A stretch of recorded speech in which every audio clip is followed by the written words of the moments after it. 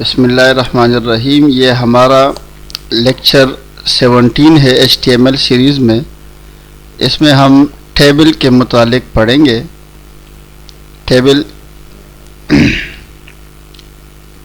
तो टेबल हम बनाते क्यों है? Table is use to manage data in rows and column. Row and column में डेटा को मैनेज करना ये टेबल के काम होते हैं। इसके तीन अहम पार्ट्स होते हैं। टेबल रो, ठीक है, इसके लिए TR टैग यूज़ किया जाएगा। टेबल हेडिंग, और अगर हमें हेडिंग डालना हो। और तीसरी बात है टेबल डेटा। टेबल के अंदर हम क्या डेटा डालना चाहते हैं। इसका सिंटैक्स है, टेबल का टैग लगाएंगे, क्लोज करेंगे आखिर में, फिर हम TR, ये एक रो बनेगा, ठीक है, ये TR, तो TR क्लोज। और इसके अंदर अगर हमें हेडिंग डालना है तो फिर हम क्या लिख देंगे, टेबल TH यहाँ पे लिख देंगे। जैसे हम लिखते हैं वर्ड्स फिर मीनिंग, तो ये हेडिंग में चले जाएंगे।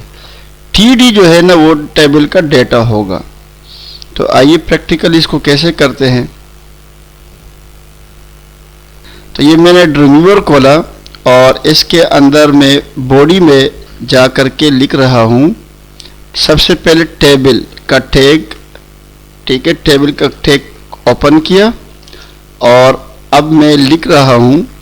अच्छा, इसको जो है ना जब हमने बना लिया और रिफ्रेश किया तो अभी कुछ भी कंटेंट हमारा नहीं आएगा, ठीक है। तो अब क्या कर लेते हैं, हम लिख देते हैं TR, टेबल का रो।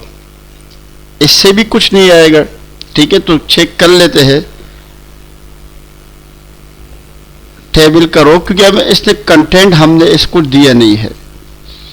फिर हम इसमें लिख देते हैं TD। TD का मतलब है टेबल डेटा। तो मैं ज़रा टेबल का डेटा डाल करके आपको बता देता हूँ। मैं लिख देता हूँ वर्ड्स, ठीक है, और दूसरा डेटा डाल देता हूँ रोज। ये टेबल डेटा है, अभी मैंने हेडिंग नहीं बनाई है, ठीक है। तो आप ये कर सकते हैं। ये देखिए, ये दोनों एक ही रो में आ गए। अब मैं क्या कर लेता हूँ, यहाँ पे मैं TH लिख देता हूँ, TH, टेबल हेडिंग। तो टेबल हेडिंग में हम वर्ड्स, यहाँ पे मीनिंग,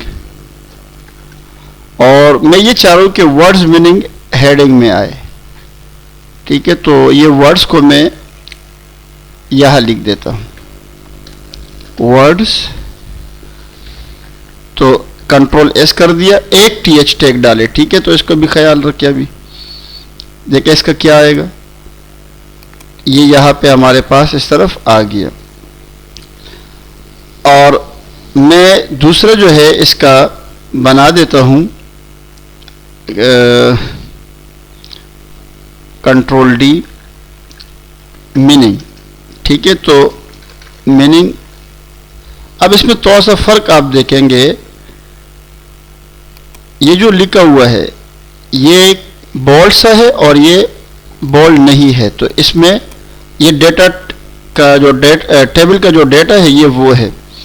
तो इसको भी हम क्या कर लेते हैं, एक R टैग के अंदर क्लोज कर देते हैं। तो ये हमारे हेडिंग बन गए। अब हम दूसरा रो बना रहे हैं। ये एक रो में जितने भी आप डालना चाहते हैं डाल सकते हैं। तो यहाँ पे मैं TR लिख देता हूँ। अब मुझे हेडिंग नहीं चाहिए, तो मैं क्या कर लेता हूँ, टेबल का डेटा मैं लिख देता हूँ कोई वर्ड्स ऑपोजिट कर लेते हैं। यहाँ पे वर्ड्स ऑपोजिट, या जो भी आप पसंद है आपको आप कर सकते हैं वर्ड ऑपोजिट, ताकि समझ में आ जाए कि हम ये क्या बनाना चाह रहे हैं। Word opposite. तो मैं लिख देता हूँ TD में। अब एक वर्ड लिख रहा हूँ मॉर्निंग। इसका अपोजिट क्या है, इवनिंग। तो देखिए ये हेडिंग के नीचे ये वाला वर्ड मीनिंग आ जाएंगे।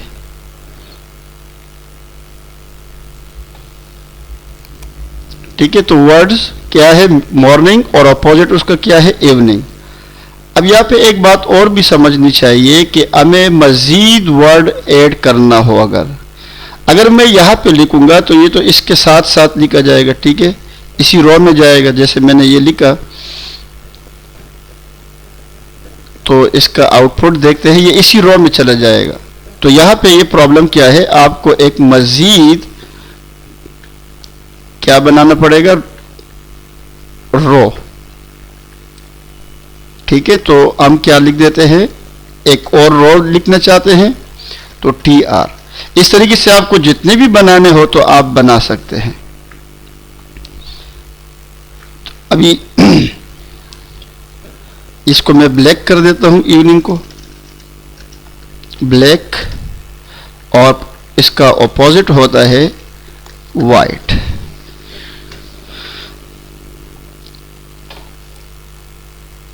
तो ये अब रो में तो आ रहे हैं, लेकिन ये टेबल का शक्ल नहीं दे रहे। तो टेबल की शक्ल CSS के थ्रू होगा। तो इसके लिए हम क्या कर लेते हैं, हेड के बाद एक टैग डाल देते हैं स्टाइल का, और इसमें हम लिख देते हैं टेबल, और टेबल पे हम क्या करना चाहते हैं, बॉर्डर लगाना चाहते हैं।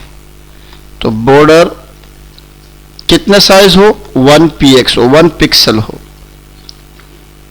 तो इसको जरा देख लेते हैं।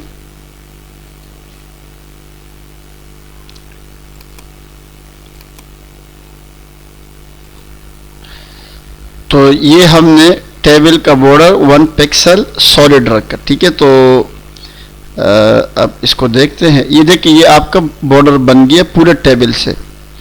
इसको हम मज़ीद जो है ना ये रॉक बनाना चाहते हैं, तो हम किस पे लगा देंगे, कोमा TH, हेडिंग पे लगा रहे हैं।